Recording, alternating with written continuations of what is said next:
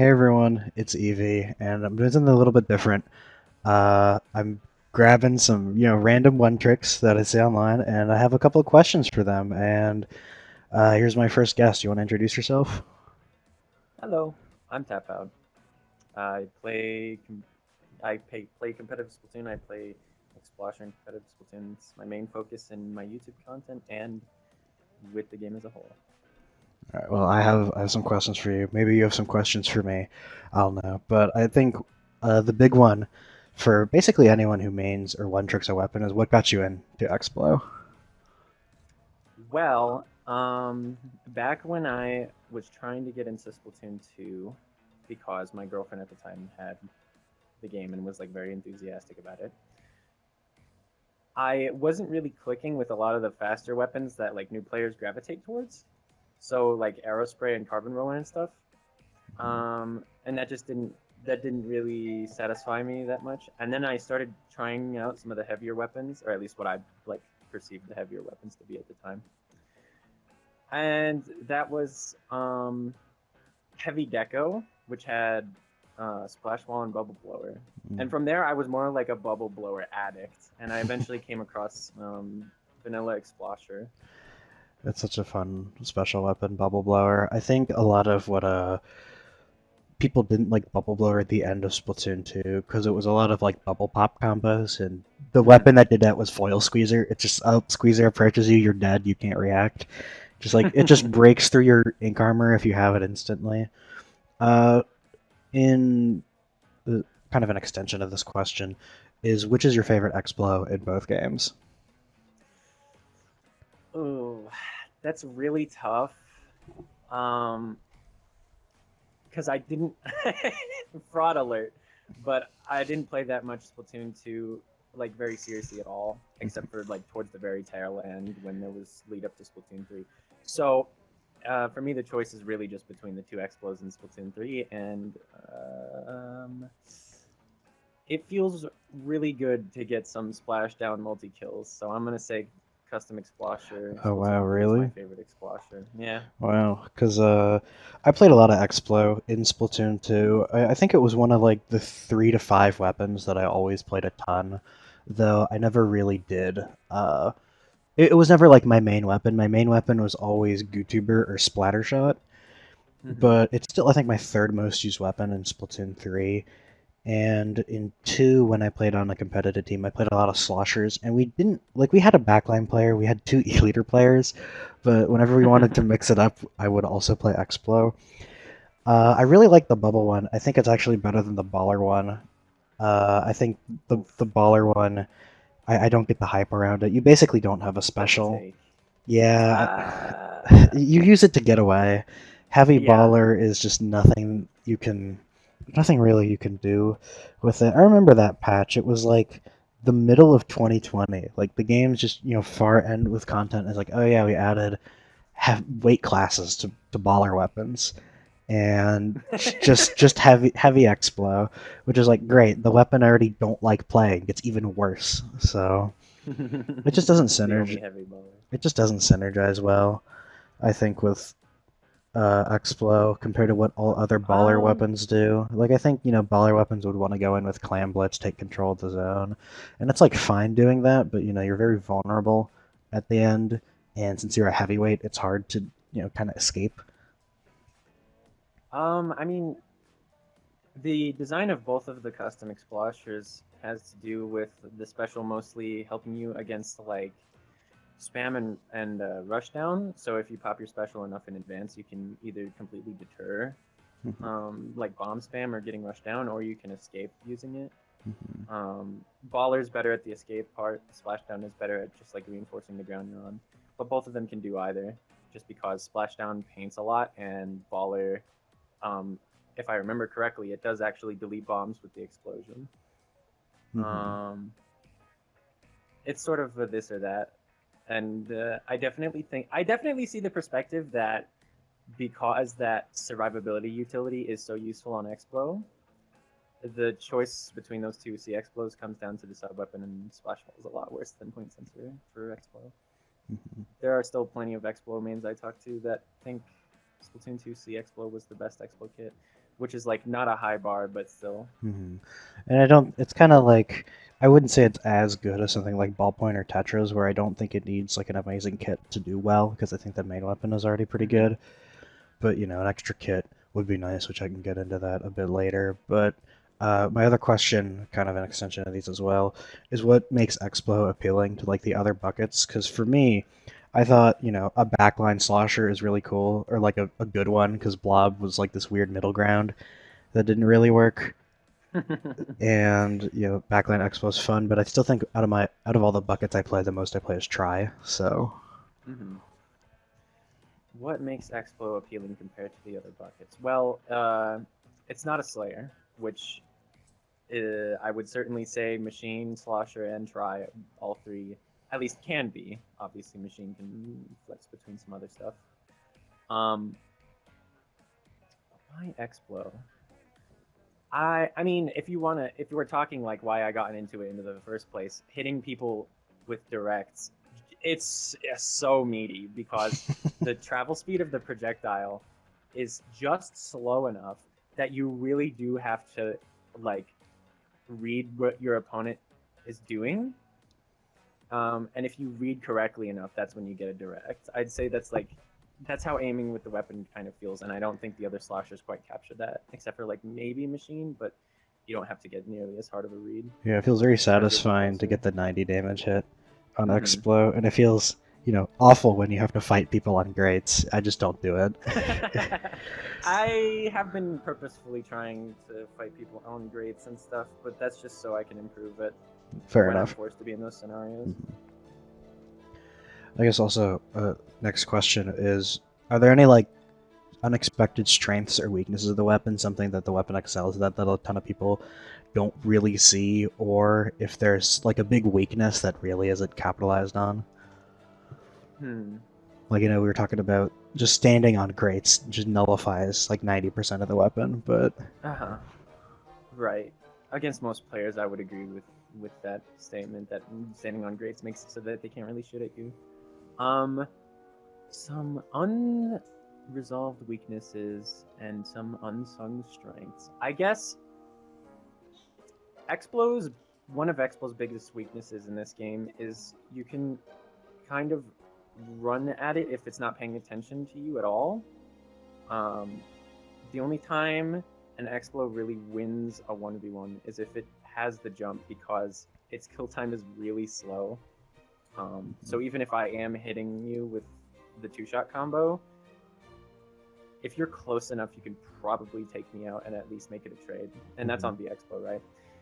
And I suppose an unsung strength in that case is, holy crap, Splashdown probably has the best synergy with the Explo as opposed to any other Splashdown weapon in this game. I'm not even kidding. really. Yes, because it reinforces such a huge area around you that either A, the opponent just dies outright, B, the opponent takes the like outside 60 hit and then you can follow it up with a direct, or C, they don't take any damage at all, and now you have this giant radius around you that's like perfectly painted, and you can take that advantageous fight from the range that you can abuse, right? Yeah. I think a lot of people underrate triple splashdown. I don't think it's anything insane, but I think it's like a fine special. I think it does what it's supposed to do, and I know it got nerfed a lot from the transition from Splatoon to like the outside radius only does 60 compared to 70. The super jump splashdown isn't as big, and when you're jumping from a high height, you don't get a bigger hitbox. But I'm okay with that because like if you could super jump splashdown and there are 3 giant circles that you just can't avoid, that would feel so unfair. And I think because there's Right. 3 of them, reducing them from 60 to 7 or from 70 to 60 is also pretty good. And with the super jump splashdown, uh, all 3 of them are overlapping on each other, so they actually do triple damage. It's something like 600 damage that you do, like all at once. So the only like niche for that is like instantly flipping a Rainmaker shield, but that there's really Yes, I've used that plenty. so there's not really much else for that either. And I think an interesting weakness is back in Splatoon 2, like Explo on launch was kind of insane. It had like 4 more shots than it does now. It painted like 20% better. But I think you know, how main power up was really just putting the game into like a frenzy. So many weapons left. You had Splattershot pros two-shotting, Bamboo's one-shotting, and I saw some people run main power Explo because it because the description says it increases the paint, but that's That really is deceiving. so misleading. It is. I think it is the worst main power up effect in Splatoon 2 I agree with because it just increases the width of the paint trail and not the explosion. It is the most BS thing ever. It's like why does it do that? What have you ever felt playing Explo that you want your paint trail to be wider? I mean, I the paint trail is about as thick as like a bamboozler's charge shot, so obviously a lot of the time, yeah, it can suck to if you're trying to move with it. But like, that's if you're in a bad scenario already. A lot of the time is when that would matter. I don't know. And Bamboo, like when it has shitty paint, it's because it's like shooting on a slope, and then the paint just disappears. That's kind of the problem with it. That Expo never has that, It thankfully. doesn't. But I think it's the worst main power up effect, It and is. I agree. nobody talks about it. Probably because it's that bad. But I don't know. Um, It's just a Splatoon yeah. 3 quirk. Speaking of like bad gear abilities, I actually think I want to take this chance to dispel this because it's a Hmm. mistake I see with a lot of people who join the Explosher server and they're like, "Hey, look at my gear. What can I improve about it?" Guys, thermal ink. Thermal ink is not happening on this gun, and it's completely redundant even when it does work. Oh my god, yeah. So around a year ago, I made a video on Thermalink, and a lot of things that I tested that I didn't weren't aware of is like splash damage doesn't really work on blasters, but it does for Mm-hmm. direct shots, and that's the same for machine and Explo. Those are the two Yes, it non-blaster is. splash damage. So you need to hit like the 50 damage in order to work with Thermalink, which yeah, I don't think Thermalink's that like great with it at all. It just doesn't work. It's a very valuable main ability slot taken up for something that you can do with point sensors or just by like pulling up the map. Yeah, that's another You can pull advanced up the map and exploit. see what your opponents are doing with basically as much accuracy as Thermalink would give you. So Hmm. I guess we were talking about main shirt exclusive abilities. What do you think about Respawn Punisher? I see a lot of expert players running that too. Respawn Punisher would be great in a world where Explo didn't get diffed by everything. um, uh, because in a perfect world, you would be like following up on other people's damage that already exists with your like EC35, and then it can randomly kill some people sometimes. So Respawn Punisher would get good value. But the fact of the matter is, a lot of the time, Explo will die to things that it can't really help, or it just like You slosh once, and it. then you're on like brine water, so the E leader just snipes you, and you can't do anything about it. Yeah, there's just a lot of like there's a big punishment window for everything Explode does. So sometimes you will just die and get frame trapped, and you can't do much about it. Mhm. I don't recommend Respawn Punisher. If somebody has fun running it, I'm not gonna shit on their parade. I don't Yeah. think there's actually that many gear abilities that I would say are like required on Explode. Hmm. I guess by So extension, what do you think is required?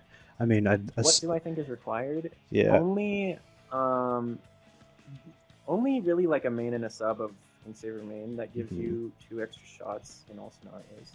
Hmm. Um, and I guess if you want some swim speed, but I've seen people go without it and be fine. Yeah, I like two subs because it's just a nice benchmark for weapons, but since it's a heavyweight, it also experiences like a better curve for two subs of Mm-hmm. swim speed. I also do a couple subs of ink recovery because you want to reduce downtime with the main weapon. So I think I don't recovery know is if Ink kind of Recovery's the play. I'm gonna keep it a bug. okay because I know a lot of people have kind of been falling off for because a while at the beginning of Splatoon 3. A lot of people were running like a couple subs of ink recovery, and like I still think it's good on a lot of weapons that need to reduce downtime, a lot of slow weapons, but Um, stuff like I Splash doesn't need it. here's the thing. I see. I think the exact opposite Hmm. because ink recovery activates every time you recover ink. Weapons that can recover ink more frequently actually get more of a benefit out of it. So because it takes 70 frames after a shot for Expo to start recovering ink, that time difference between the shot and beginning to recover ink like doesn't really get reduced by ink recovery, and it also doesn't happen as often, right? Like Explo isn't refilling as often as like a shooter would, because the shooter's constantly ducking in and out of its ink, and each time it does that, it's recovering ink. Yeah, I was thinking more so on like the efficiency part. I get what the point you mean as well, but let's say if you're throwing like a sub weapon, which usually has less ink recovery, or I guess wall doesn't, but point sensor does, Yeah, sprinkler point did, sensor does. and you wouldn't want to using saver sub on a wall or point sensor. So I guess it's more for keeping uptime, and I guess that by that extension also like I really like sub power on point sensor. I was just playing a lot of vanilla H3 recently and running a main for like sub power just because I could. And you're not actually contributing, mind you, just throwing point sensors. That doesn't really help the team too much. It feels good with H3 because you have cooler. So I had this game that was 30 kills. Check the app; it was like 8 kills, 22 assists, or something like that. But I think sub power point sensor is a little underrated for like a couple of subs because it 2 subs increases it by a whole second, and I think you get 10% more throwing range. Loki, I didn't know it stacked that poorly, but I mean, that's pretty good for a sub like that. I guess so. I mean, yeah, if you want to run power up sensor, it's probably one of the better sub power up effects.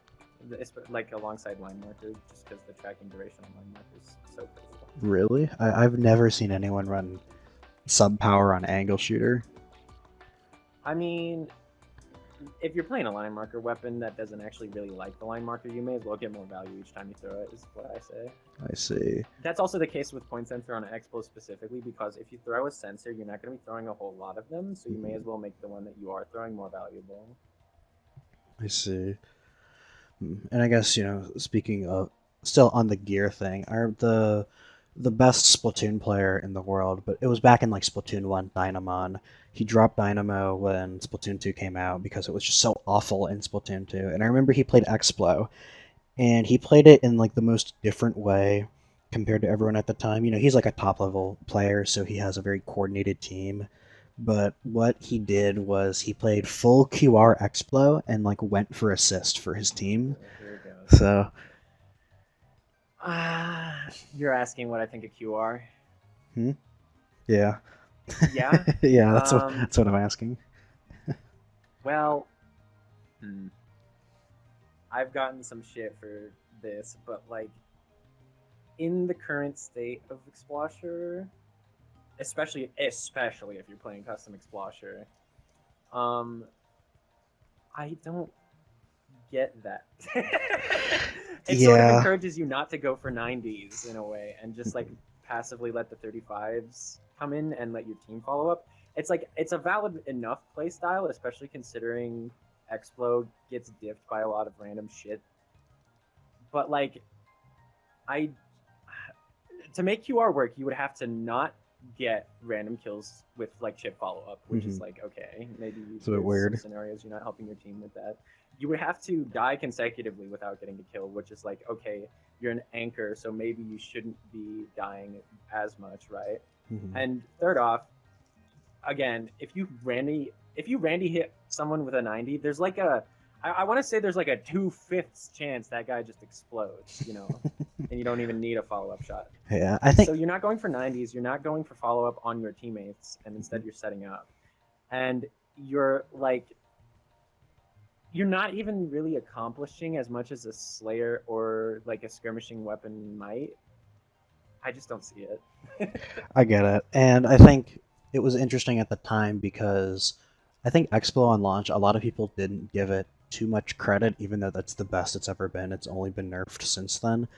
Yeah. And that was also the most different way of playing it. Of course, he's like a very top level player with a coordinated team, so he's able to do these map calls like, oh, hit him for 90, and then he'd just have a splash go chase him, for example. And I think that was kind of an interesting way to play it, because Explo at the time, which was like, July or August of 2018, well, one, it wasn't played that much because Ballpoint came out with it, and Ballpoint was destroying literally everything.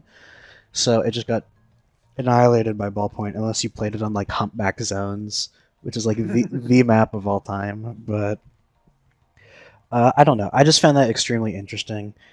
Uh, it was just Yeah, it there was are very some people different. who play that way So to this day. I've not seen Uh, them though. yeah, I mean, it's more popular in JP because those teams are way more coordinated. But I just don't. And another thing about QR is like you have to stack a lot of it in order for the effect to be like noticeable Yeah, you need for your team and for yourself. like at least a pure or something. So you're giving up like potentially some ink saver, definitely some swim speed, and this is more of a personal preference thing. You're sacrificing like special output. I like running things to increase my special output on Explo, and Yeah. I sacrificing that for QR is just like I don't know if I should be doing that. I've You seen know? this because I was like really struggling 4-starring custom Explo because I warmed up to it after I played it a bit. I just didn't really use the wall that much. There's this JP player I was watching. He was using comeback on it, but not QR. And I thought that was kind of interesting because playing like him, it was being very aggressive, and you would get kills, but you would still die like once a minute or so, maybe a little more frequently. And I felt like I really was getting the effects of comeback, though I really did like miss having last ditch effort. Though I don't think it was like that big of a deal Mm-hmm. on custom Explo. Like on vanilla Explo, I wouldn't run comeback. I'm not supposed to be aggressive like Mm-hmm. that. You want last ditch, but Um, I can see comeback on CXplo because, and this is the same reason I run a main of Special Saver with CXplo. If you die mid splashdown and trade someone, that's positive for you because first off, they traded a CXplo. What the fuck are they doing? Second off, you keep a lot of your splashdown depending on how early they like shoot you out of the air. mm-hmm. Um, and so Special Saver helps you get your special back faster after dying like that. You can just use a little bit of spawn paint to immediately have Mm-hmm. splashdown as a cushion again. Oh, main And I this a think lot. comeback is something similar because obviously you respawn and you get special charge up, Mm-hmm. like a lot of it. So I can see a similar utility there. I definitely don't get trying to play around the wall as much. It's just so difficult to really use it like Yeah, in the middle of a fight. it feels so bad because you throw the wall, have a shit ton of ink recovery lag. They back up, so you move slightly in front of the wall, and then they throw a bomb at it, and you die. It's just like putting a wall in place kind of forces you to stay in a position or hold a position, and I think Expo is good at that. But I don't think like imagine if you're on kind of the lip of humpback zones, like a wall right there might be pretty good because you'd be vulnerable. But something on like Hagglefish, like if you put a wall on Hagglefish, people are just gonna find a way around it or overrun you. Mhm. So The way I've been trying to use wall, or at least thinking about using wall, and I could be wrong about this, is there's some scenarios you get into with both exploshers where your team isn't far up enough for you to really be effectively painting their feet. They're not really mhm. taking fights. They're just holding the same ground as you, and the ground around you is all painted. So what you can do is just spam your sub weapon, whether it be point sensor or wall, to either like keep tabs on the enemy team more effectively, or to have this extra bit of cover against like potential random spam because sometimes that shit just happens in this game. Mhm. That's how I've been most effectively using wall. Yeah, I think it definitely helps against like other backlines, not to directly fight them. Like for an E leader, as an example, like putting a wall so you can get a couple shots in the zone while the E leader can't really kill you is nice. But you're basically out of ink by then because it's like 60%. Then you have like a second and a half of ink recovery. It's just awful. God, yeah, the ink recovery on wall is rough.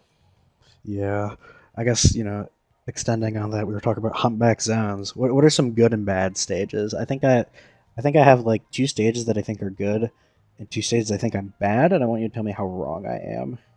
Yeah, sure. Hit me with Uh, it. I think the good stages are humpback and oh my god, what was the other one? Mako Mart. And I think the Mm-hmm. bad stages are Crab Leg Capital and Shipshape. You were so close. Okay. I think Explosher's best stages are Mako Mart, and honestly, I can't really think of a second one. Most of what sticks out in my mind when it comes to like Explos stage preferences or which ones are bad, because that's when I swap off onto Rapid Pro. Stages that are bad for Explo are the flatter ones. Like Crab Leg is an exception mostly because it's so wide open and there's grades. But other than that, like Barnacle, Hagglefish, these are maps that you just get like bullied by line of sight anchors, and you can't really use your unique upsides with Explosher.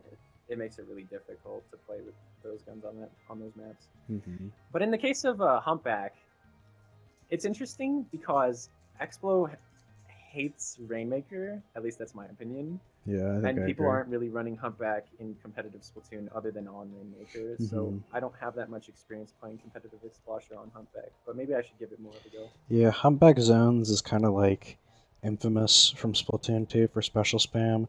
You've probably seen that one game of Splatoon 2 on like Starfish Zones that someone had like Yep. 17 missiles. I think Yep. that's ruined people's perception of that stage because I think Starfish is actually a really good stage. I think they should bring it back. But Starfish could be good if they extended the little flanks. I think that would be fun. I think the flanks, I think they're fine as they are, but I agree. I think they should be extended a bit. But Hmm. yeah, okay. I'm surprised because I think with like ship shape, there's a lot of there's not a lot of cover on a lot of the modes. Like when I think tower control ship shape is awful. It's just the worst snowball map. I love tower control I ship shape. How dare you? You have like 40 to 50 points between one checkpoint, and they take the second checkpoint. They basically win because they're on that high ground right out of your spawn when you have no cover. It feels so bad. I think the end of the Um, map feels bad though. I think like the beginning part of it feels fine. I actually like the layout of ship shape. I love ship shape tower control. I don't think there's really a bad part to it. It definitely gets more difficult to push through, which is like how tower control should be. I think some people have forgotten that. But no, ship shape's a great Explo map. You can the little bits of cover that there are, you can pretty safely shoot into valuable areas from behind. Like I'm thinking, I don't know if you know comp callouts, but in I don't court know if there's like you this little bit of cover yeah on the left side you got that that you can block. shoot up to top left. Yeah, you know the one.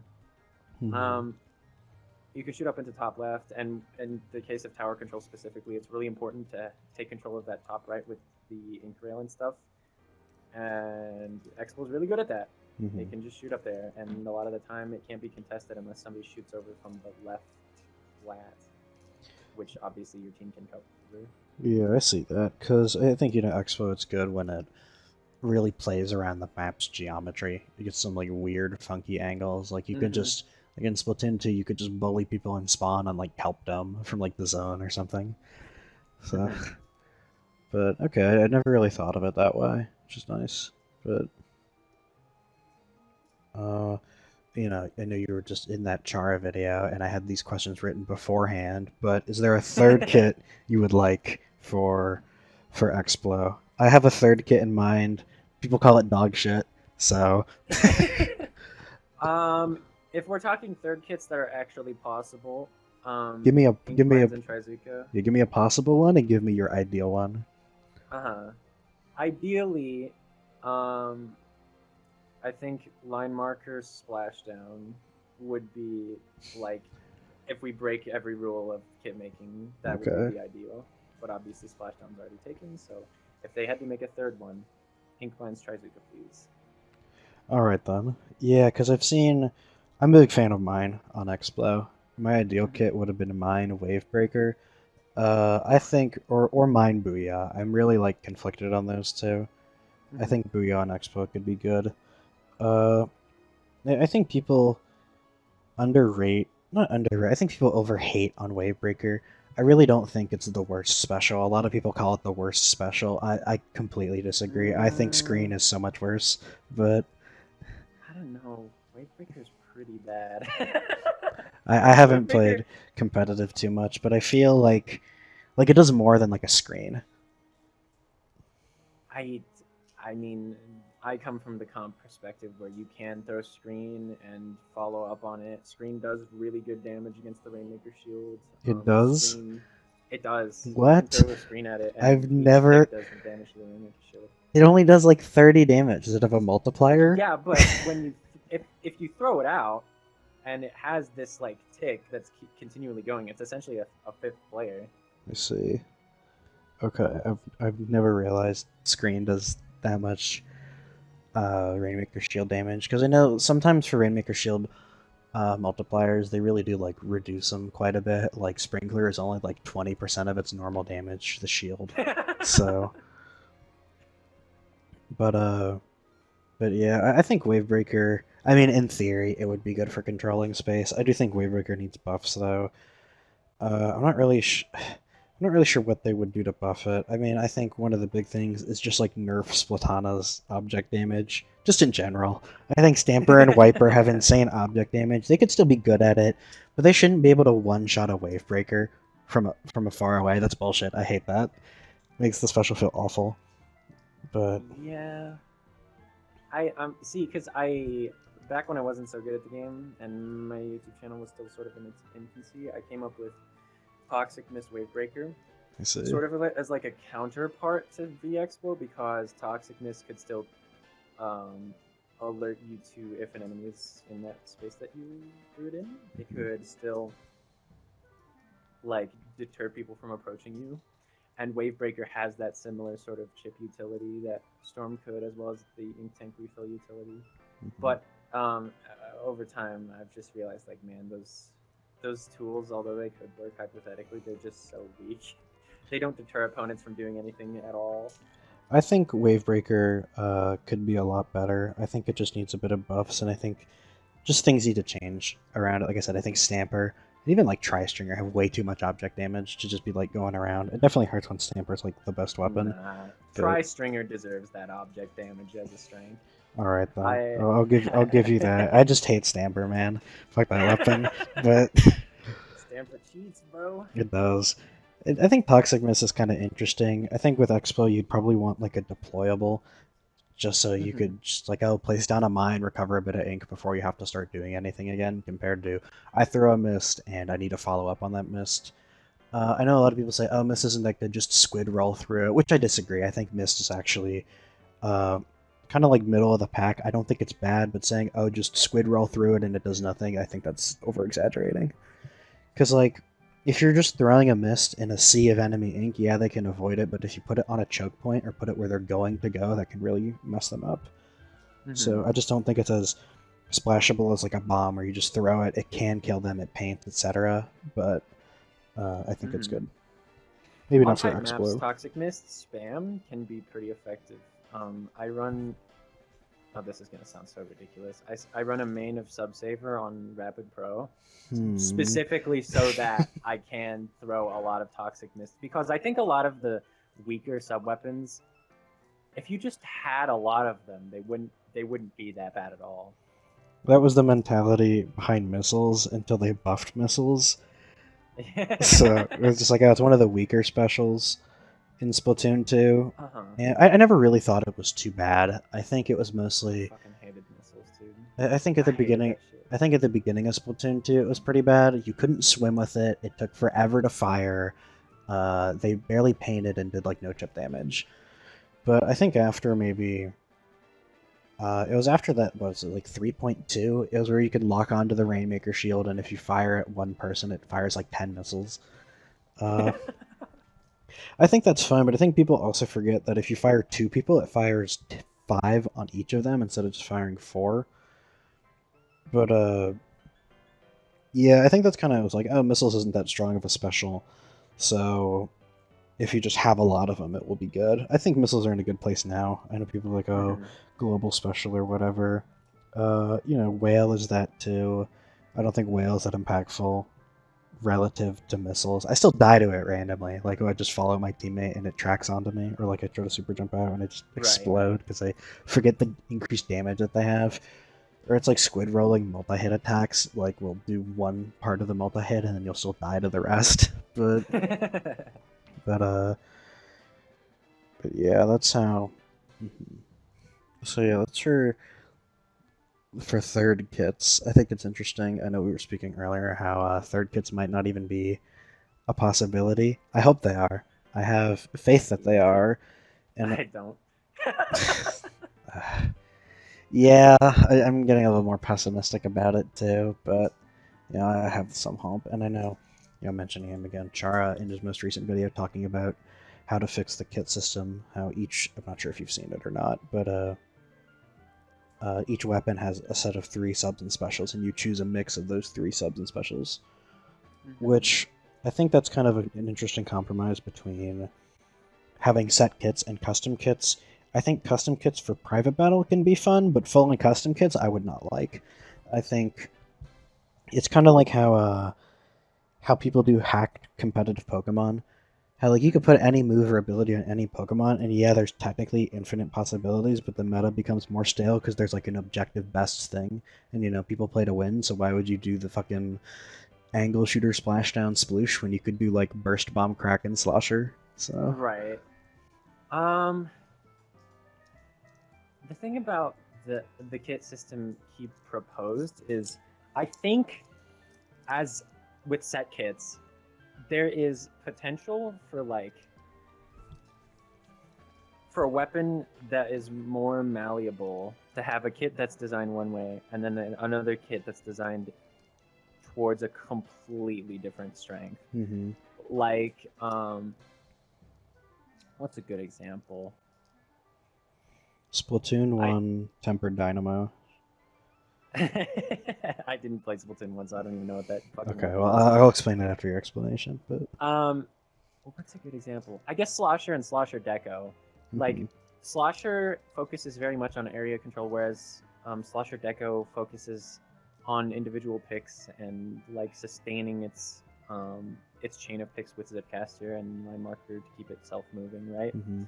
Those weapons play very differently from each other, and it's all thanks to the design of the kids, along with a malleable main weapon. And I You think know. I agree with that. I'm very okay with like a weapon like Slosher Deco. It's like, yeah, it's objectively worse than Slosher, but it plays so much differently that I'm okay with it. I don't think everything needs to be designed around competitive, and not everything needs to be designed to be like the best kit. I remember when Neo Machine came out, people really didn't like the kit when it's revealed. Like, oh, it's not as good as the original machine. It's like, yeah, you want a kit better than the original machine? I don't. I I know, don't. right? But I think that's what Sheldon's Picks did with Splatoon 1. Of course, in Splatoon 1, Sheldon's Picks was kind of a bonus at the very end, and I think it was easier to balance. So, example, going back to Dynamo Roller, it was really good on very open maps, or kind of smaller maps, but not like tight maps like Port Mackerel. And, it's had it struggled in hallway maps. Fighting in hallway maps with Dynamo was like the worst thing ever. And what they did, the tempered kit had Seeker and Killer Whale, which really helped those hollow hallway maps. Same with something like Koro Koro Roller. The first 2 rollers really good at brawling, really good at up close fighting, but they're awful at fighting weapons at a range. So Koro Koro had Wall and Zuka to deal with weapons that had longer range than them. And I think, that was kind of the whole mentality behind Sheldon's picks, weapons that are supposed to deal with their weaknesses the other kits didn't. And I think it was a lot easier to stick with that methodology when you were only making like 15 weapons. Right. So, and I think that's kind of lost. I'd like that to come back, but I don't think that's a completely reasonable thing to ask them to do. I But mean, for most weapons, maybe not. But as I was saying earlier, like custom Explosher's entire design is basically just like helping the weapon survive at the cost of some of the utility it provides to mhm, its team. So I can see them doing it for like maybe a few more weapons. I can see yeah. um,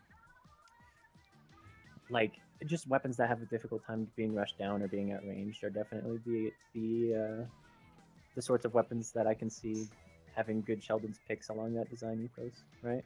Yeah, and I think, on my quest to 4-star everything, when I was playing Reflex Deco, that weapon felt a lot better than I ever thought it would. It's really fun. Oh yeah. It's still dog shit though, don't get me wrong. But like I thought it's a really fun weapon. You get a lot of reef sliders just gonna push in, and it can be really annoying to deal with it when it's behind a wall because it can surprise you with one shots. Like it's not gonna be like a tri stringer and just kind of shoosh Mm-hmm. you over a ledge from far away. But it can put itself in an aggressive position with Reef Slider, set it up with a wall, and then you can just paint a lot around it. it with Mm-hmm. wall, and then you have to deal with it. Like, yeah, it's worse than the original because the original spams missiles, but it plays completely differently, and it feels really good to play. Yeah. I like Wall on Swig and Flux Echo. I can see the vision of like I could see it on having Swig those too. guns very quickly paint a radius around them because they have that extra time afforded by Wall. I think Vic is such a cool special. I love that. That's my favorite special. I don't even know my favorite special, honestly. In Splatoon 2, I would have said missiles, but that was before it got buffed, so it still doesn't look good. Uh, I don't really know. I think Kraken's pretty fun. I think it has a negative impact on the game, though. I know a lot of people say, oh, Kraken, it ruins Clam Blitz and other modes. I wouldn't say it ruins it, but it definitely skews it a lot in its favor.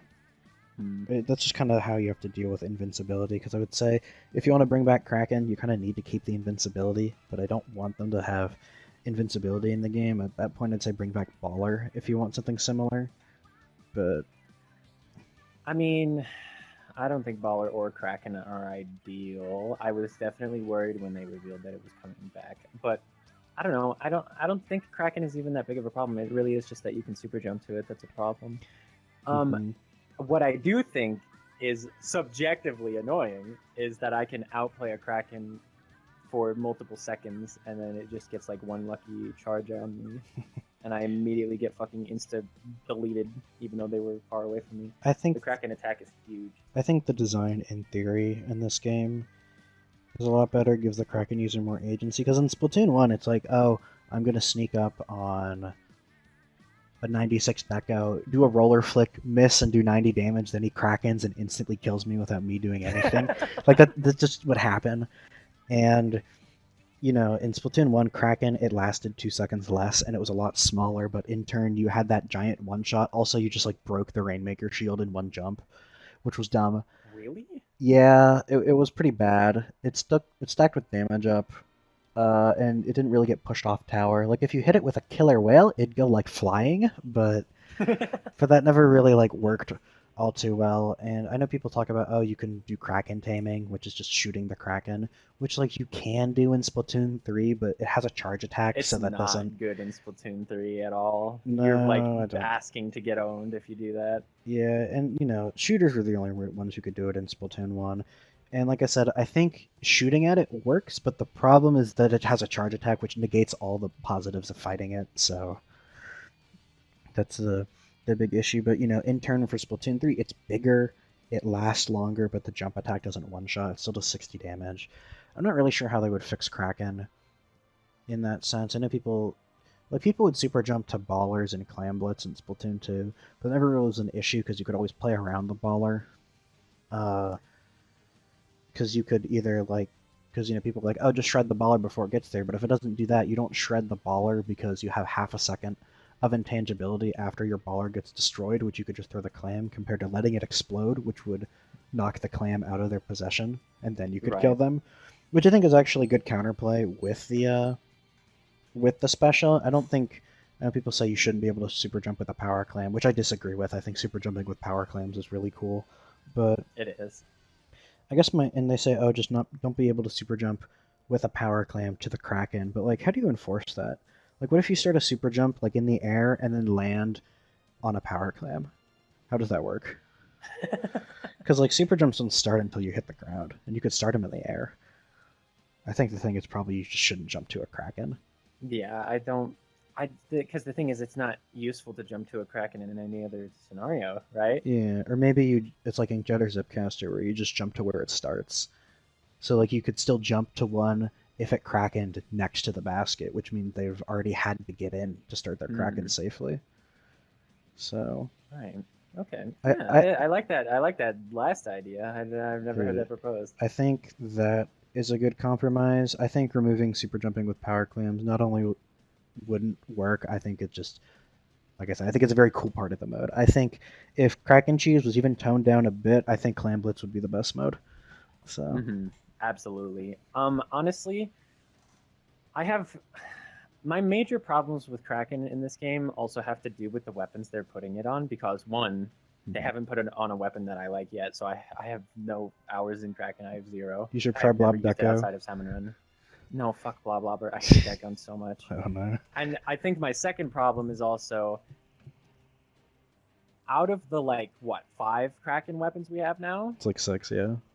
6, whatever. It like most of them use it defensively, which is so irritating to run down a blobber somehow, and then he fucking pops Kraken, or you run down an E-liter and he pops Kraken, Yep. or a heavy, or you finally somehow penetrate a 96 Deco's defense, and then they fucking pop Kraken and kill you instantly.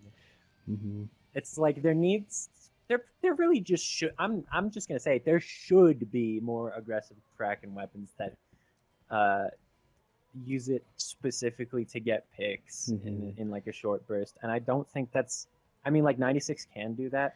The only Crack on Roller certainly likes to do that. Yeah, but like that's the only one that can do it, and people use Crack on Roller the least because it gets the least amount of Krakens, which I never like that mentality. I just think Roller with Beacon sucks. That's why I don't use it. But like it's also that same kit on E-liter too, Beacon Kraken, and fighting it in Clan Blitz is awful because one, you have to fight an E-liter, and then it has the sub power beacons. It's like, oh, let me get my Kraken and just go to the clam basket. You have your whole team jump to it, and then you just super jump back to your perch with your sub power beacon. for real. It's awful to play with. I played it with some friends a bit. It was like, I'll It is play some exacerbated E-liter. by Tacticooler as well. Oh god, I've always was a believer of Tacticooler. Everyone thought it was broken in the Splatfest World Premiere, and people. Because it was, but go on. Yeah, it's still broken, and people say, like, oh, it's not that good. You get mowed down by Crab, which I think that was true. It's like you should give it bomb defense. I'm like, no, because I still think the effects were really good, and the buff where you're able to throw it further and pick it up further, I think was good because you did have like really stubby range when throwing it. But I think it was more so kind of the meta shifting in its favor. I think dude, the Tacticooler range buffs are one of those things where it's like I didn't know this was a problem until you fixed it, Yeah, exactly. And I was still always a believer of Cooler because it gave you so many stats for such a long period of time. And then see, that's the thing. It wasn't always for so long. That's one of the main reasons people said, Yeah, "Oh, it's not that valuable." Well, they increased it from 16 to 18 seconds at base, which is still ridiculous. I still think 16 is ridiculous. And then they increased the special power curve, which I think was just overkill. I think they should revert both of them, honestly, because I think, because I still think having 16 seconds, because you could just throw the Cooler, have it sit there for 9 seconds, then just pick it up. Because if you're a snipe rider throwing it, like you usually don't need the Cooler as a snipe rider. Your teammates need it. So yeah, you don't. I mean, like you get the strafe speed, but so how useful is that? I was always a snipe rider believer. I love the main weapon, and I had one game, a random game in open with some friends that like completely shifted my mentality on Tacticooler. It's trauma inducing actually, but we were. I feel like everyone had that moment with a team at one point. But it was before Cooler got buffed too. So we were on mincemeat zones, like the old mincemeat zones, and we were fighting a snipe rider like double splash or something.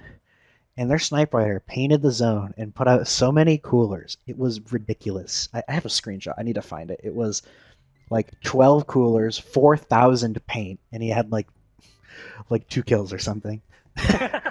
It was 4,000 paint. 4,000 paint is ridiculous because we just couldn't push through. Like every time we would wipe them, they'd instantly come back, and we didn't really have a long range special. Like we had a Crab, but it kept getting shredded, and we didn't have a Cooler at the time, and we were just thinking like oh my god, they just have so many Coolers that we just can't break them at all without wasting all of our specials, and even if we do, they're just going to come back.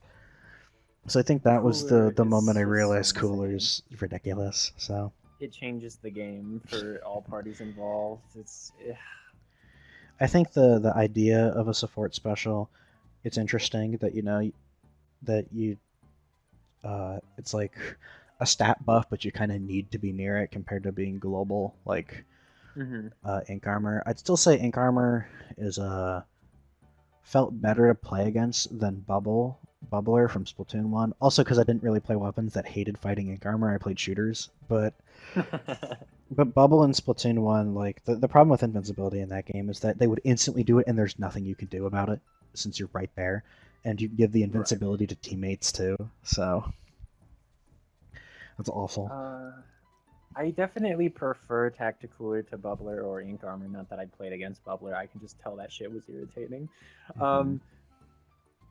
I I really think it is the quick respawn and the special saver that tip Tacticooler over into just being so completely insane. Mhm. Like, for plenty of weapons, the swim speed is helpful, the intensify is helpful, and there's quite a few weapons, and I think this is an underrated part of Tacticooler. The ink resistance is insane. Mhm. Like, you can just stand so deep without having to really have your feet painted by support or painting your own feet. Um, it has all these crazy attributes, and then on top of that, it has this completely pace shifting QR and special saver aspect. It's like I don't even know how you tune that down. You might just have to take it out, Well, you I think know. the quick super jump as well is The ridiculous. quick super jump is ridiculous, but I think that's a fun upside that isn't Mhm. actually like obviously there are some really good players that know how to abuse it, but at that point that's a skillful expression, right? I'm Yeah. okay with that staying. Yeah. What doesn't sit right with me has always just been like you get you win a fight and it's worth less than them winning a fight against you if you don't have Tacticooler. Yeah, exactly. It's just you get so much ability because you're maxed out on everything. Well, you're actually not maxed out on swim and run speed. You only get 3 mains, but that's still like ridiculous That's compared that's completely insane. to everything else, where you get 57 AP. My suggestion is nerfing 57 to 45. I think that's pretty reasonable, so you still feel powerful. I wouldn't also mind toning back the swim and run speed, See, but I think that's the fun part of Tacticooler. Is the yeah, like, yeah, I'm fast now. yeah, and I wouldn't want to It's the tone everything that else that's back. just It's the insane. I think it is mostly the quick respawn and the special saver. That's kind of the problem. Like I don't see a range blaster with tactical, and it's like, oh fuck, he has full jump accuracy. It's over for me. That's not it. It's over for me. Is that? It's funny as fuck. It's better Um. than like sub resistance. You know, Uh people huh. that was a really popular opinion for a while. I wouldn't want that. That I wouldn't want that either. I, Top 5 ways to make burst bomb an actually bad sub weapon. sub resistance is so funny when it's like with the utility subs because using sub resistance actually decreases the penalty of toxic mist, and it did that in Splatoon too, but no one really recognized. But it also decreases the damage of sprinkler and splash wall when you run into it. So That's amazing. it's just like one of those things. I think the funniest benchmark is when you have the difference between 3 pures and 2 pures, a main and 2 subs, so like 57 and 54 AP. Getting that one extra sub to have 3 pures is you can live like a 7th far indirect burst bomb if you have that one extra sub. It's worthless. Like how many times are you getting hit by like 7 burst bombs in a row? It's like Splatoon Yeah, 1 maybe, but anyways, that we were quite a bit off of Explo, but that's fine. I yeah, that's mean, okay. Tacticooler is big and important right now. Yeah, it I makes think I makes think slower when weapons feel awful too. yeah, I think when Tacticooler was first getting buffed, I was excited because it meant for a lot of weapons that were not being picked because their special output was low. Like, I'm mainly thinking Splat Dualies and Slosher right now. They Hmm. would die a lot, and so their special output was really low in comparison to Splash and like T-Tech slash Neo Splashmatic for crabs and ink strikes. And then Tacticooler came along and really helped that special output. So now we're seeing these really cool weapons. And I think like I, maybe a good compromise would be like, okay, get rid of the QR, but also maybe the special saver is more like a multiplier. Like maybe it doubles how much special saver you're running. I Because think that would be fair because then it requires something from the user, like for sacrifice for that extra special saver. Cooler has some weird effects when it stacks with abilities, because it runs 30 AP of swim and run speed and 57 of everything else. And if you, which means you can only ever have more than run and swim speed on your gear set. So, example, if you stack more run and swim speed than 30 AP compared to the cooler you have, it actually takes effect of your gear, or no, it takes effect of the cooler over the gear. So if you're running 35 AP of swim speed, it will give you the 30 AP of swim speed from cooler and make you run slower. So that's pretty weird. I think the weirder one is when it interacts with opening gambit, because the game doesn't really know how to respond to that. So it just, because opening gambit, if you have opening gambit with like 2 mains of swim speed, it will think you have more equipped on. I think you have more AP equipped on your current gear build than the Tacticooler gives you, but it will still give you the Tacticooler, but it always thinks that whether opening gambit's active or not. It's really weird. That's So very strange. So it doesn't happen with the other abilities because 57's the max you can run anyways. So, and there is just like a hard limit for stuff. Like if you're running max quick super jump and jump to a max sub power beacon, like it will hard cap. But I don't know, man. The gear abilities in this game suck. Yeah. I hate thinking about gear. Yeah, that's why. That's why my series on doing all the kind of shit gear abilities is really fun, because I learned a lot of things I didn't realize. Like how Cold-Blooded made Thermalink weaker. It's like, great, 2 awful abilities counting each other. That makes it even worse. Christ. But anyways, I guess moving on to my next question is, if you can give Explo a buff or a nerf, what would it be? I ain't nerfing this thing. It needs all the help it can get. Alright then, fair. But I guess if I have to nerf it, I'll give you an answer. You don't have to. It's kind of just something you think of. But if you, I think it'd be interesting though. A buff. I've heard it thrown around that the shot velocity could be faster. I've seen that quite a bit. And although I personally don't like that idea, just because it would completely throw off the muscle memory I have for how the weapon aims, I can see the benefits to the technically more consistent shots you would have and the more range. Explo's range is actually really unimpressive on level ground, which is like why you really need to abuse the map geometry to get the most out of the weapon. Explo's range is like, I want to say it's matched by a Nautilus. It gets outranged by a lot of things that you wouldn't think, considering it's very firmly an anchor and it's super slow. So a range buff could be pretty helpful. I've heard it thrown around that the direct could one-shot, which sounds insane on paper. Yeah. But when you consider how much more difficult it can be to get both hits of an Explosher direct in comparison to directs with other weapons, it could be reasonable. Definitely not in tandem with a range buff, though. And the last buff I've heard is to just make some part of it faster or more ink efficient. 70 frames after a shot to begin recovering ink is fucking insane. Yeah.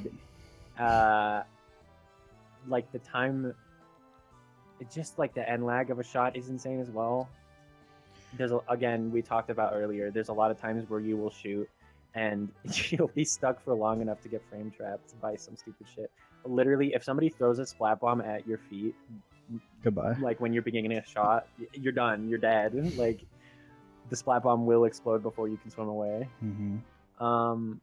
And I think that kind of sucks. Yeah. I don't know if it's necessarily a good downside for the weapon to just be so vulnerable to spam and to specials like that. I think a lot of slower weapons really struggle for just the general faster pace of Splatoon 3, and especially with Cooler.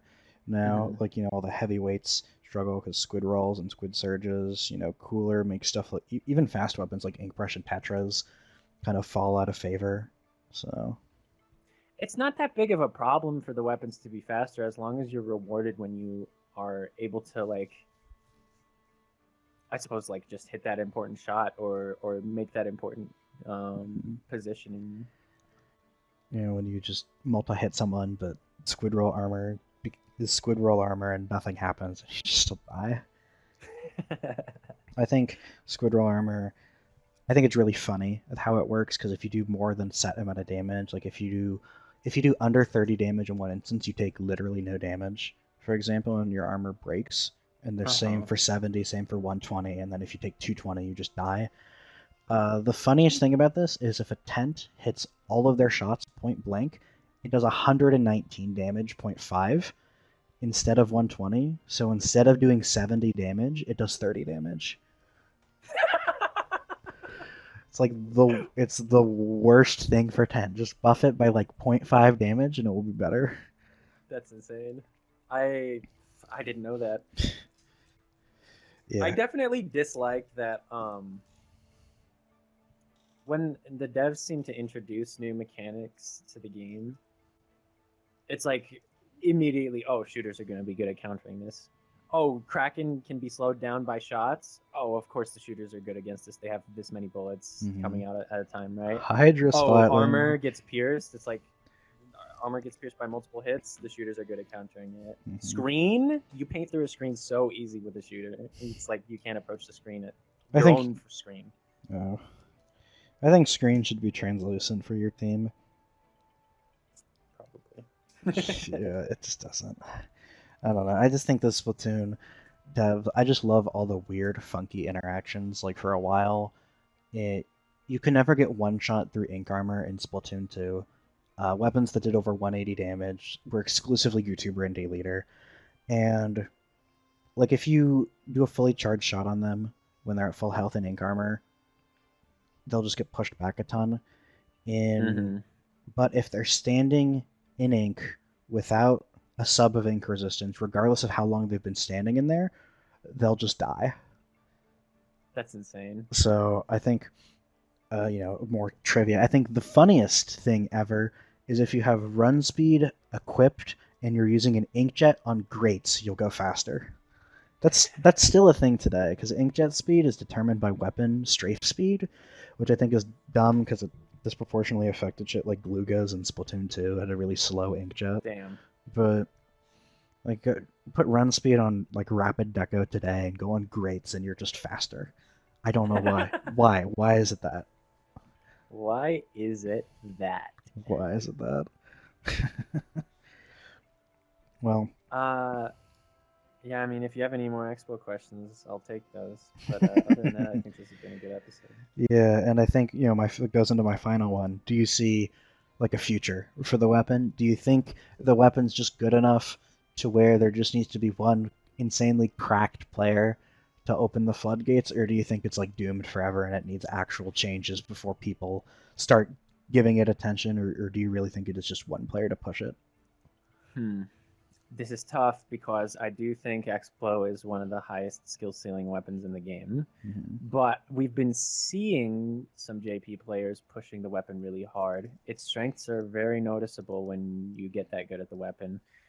I do still think that in order for the weapon to see consistent success, it needs to be a more consistent weapon. Like, Explo's upsides are pretty strong, but the way it can just randomly die to so much crap in this game is a really big bottleneck for anyone pushing the weapon at all.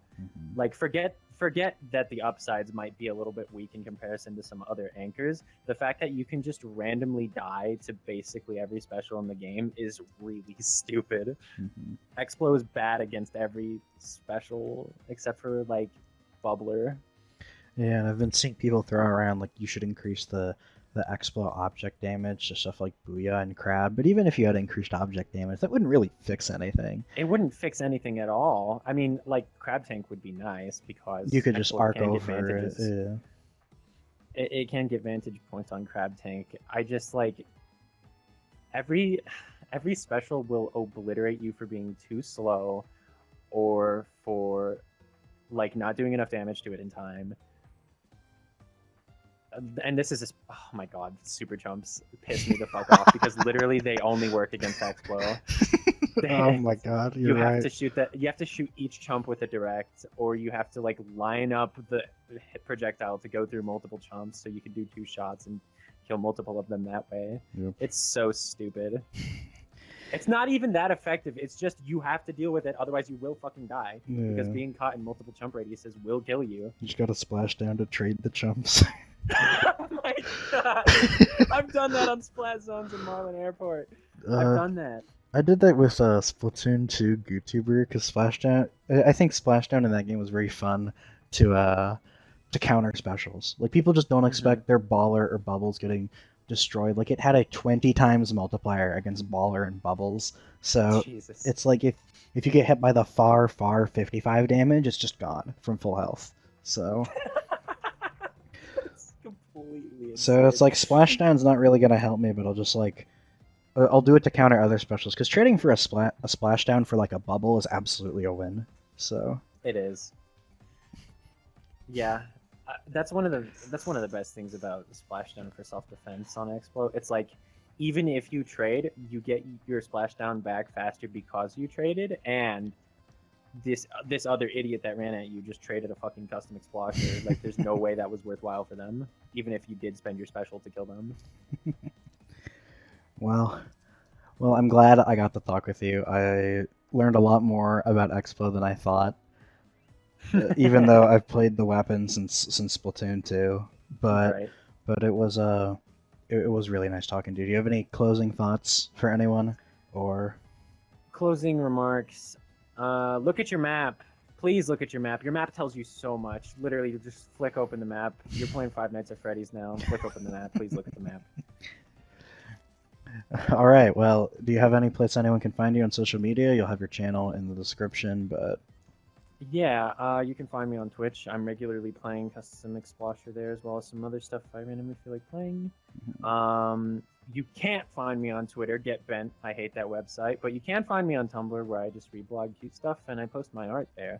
If you find any of the art that I have in my videos interesting. Um, Other than that, yeah, just Twitch, YouTube, Tumblr. all right. Well, I wanted to say thank you for being my first guest here. Hopefully, the series is long and thriving, or it will crash and Yes. burn. So, but I want to say have a good day, everyone. See you. Yeah.